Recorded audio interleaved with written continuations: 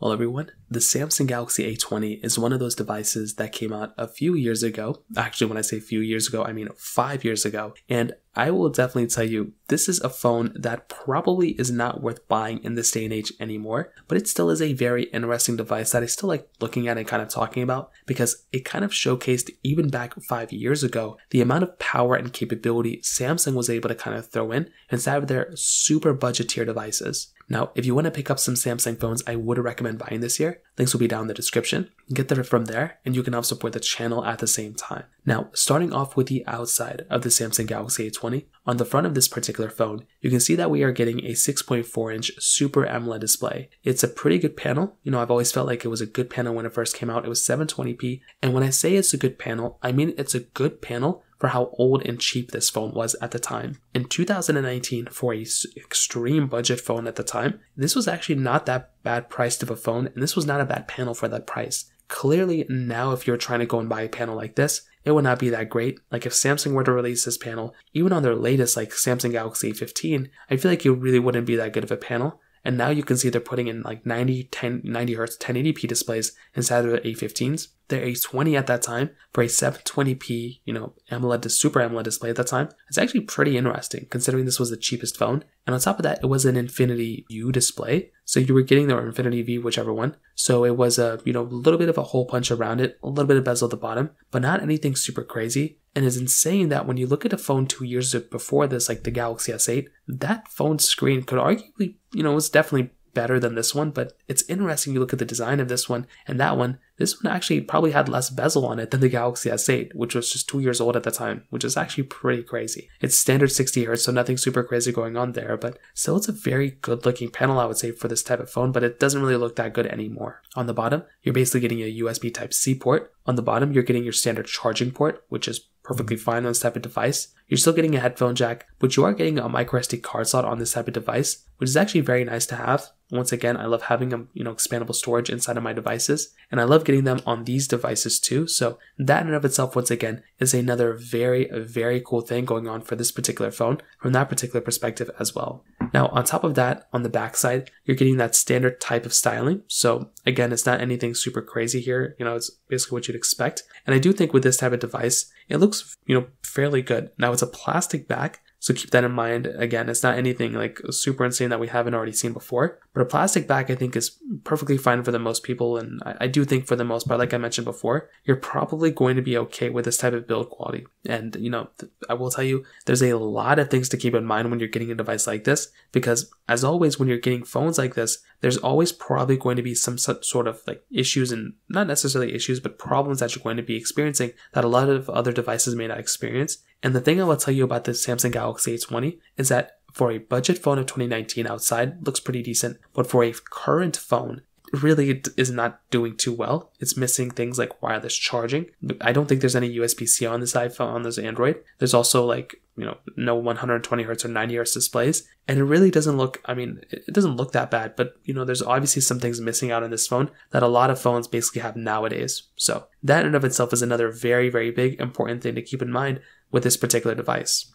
Now, on top of that, with the Samsung Galaxy A20, in terms of the camera side, you're basically getting this dual camera setup on the back side of this particular device, which is not bad. I like having these dual camera setups. I think they look and, perform and feel pretty good. I've always felt like there wasn't really too much to complain about here from that particular perspective. But the big thing here, though, is that it's a very limited, older type of camera. This is a 1080p at 30 frames per second on the front and back type of camera. So this thing is fairly outdated. It really doesn't look that great. And that once again is another problem that you're getting with this type of phone. It really is a pretty outdated, old looking phone. And that again, like if you're going through and getting some sort of a device, you probably don't want it to perform at this level. You probably want it to be a little bit better. And this is a very limited camera. So once again, it's just one of those things you're going to have to keep in mind when you're getting this type of device. Your phone at a minimum should have things like 4K at 60. 4K at 60, at least on the back, is needed. If you can get 1080p at 60 on the front, that's even better. But for the most part, you pretty much deserve 4K at 60 on the backside. And this phone, once again, isn't really giving you that, which is a big problem.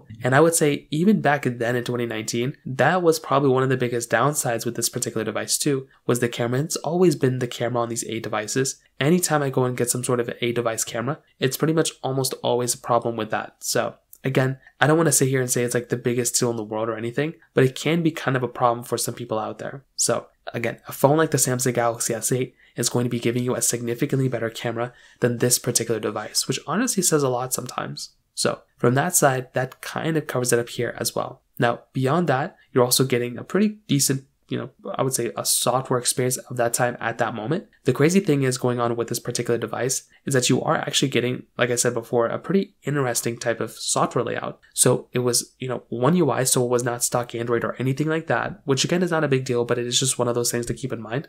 But this thing started off with Android 9.0. It did go all the way up to Android 11, which again is actually quite surprising. You probably would not expect Samsung to go and throw in like a bunch of software updates inside of their older devices. And not to say they were giving us lots and lots of updates for our older phones, but this phone actually lasted quite a bit of time at that point, which was actually pretty insane in and of itself. So I think that was a very interesting thing going on for this particular device, because you can actually go ahead and basically get a phone that was, in 2019 or 2020, still a, budget phone, but still be getting a software update here and there for this particular device, which again, I actually liked a lot about this particular phone there too. So beyond that, again, this is a pretty it's not a good phone, I would say, from a software experience anymore, because it is outdated and it hasn't gotten an update in a long, long time. But I think beyond that, it's still fairly interesting that this phone was still getting software updates here and there, even though it was an extreme budget phone. Finally, in terms of the performance side, you're also getting that Exynos 7884 chipset inside with 3 gigabytes of RAM. Now, one thing Samsung has done since they made this phone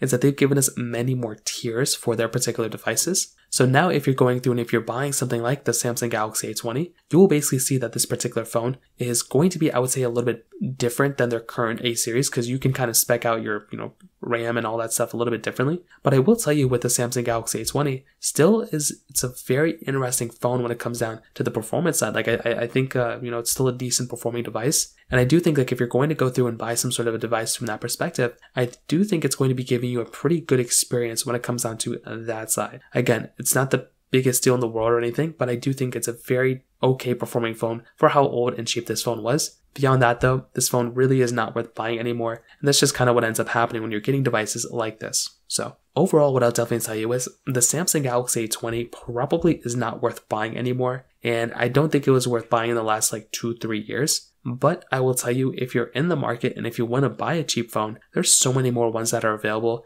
I think any of the current Samsung Galaxy A phones that came out this year or last year are 100% worth buying over this thing. I also think phones that came out even in 2020 and above that are made by Samsung Galaxies, Samsung or Google, I think those ones are probably better than this one as well, even the flagships of those times. So you look at the Galaxy S20, the Google Pixel 5, those ones are probably better deals than the Galaxy A20 as well. So just go and buy those ones. I would not recommend buying the Galaxy A20 anymore. It really doesn't make any sense. Go ahead and buy something like the Galaxy, S21 or Galaxy S22, or buy a Pixel 5, 6, or 7 and, save yourself a little bit of a headache. So that pretty much covers it up there. If you have any other thoughts or questions, please let me know in the comment section below. Hit the like button, that would mean so much, but definitely hit that subscribe button. More importantly than everything else, I love every single one of you guys. Hopefully I'll catch you guys in the next video. Peace out till then.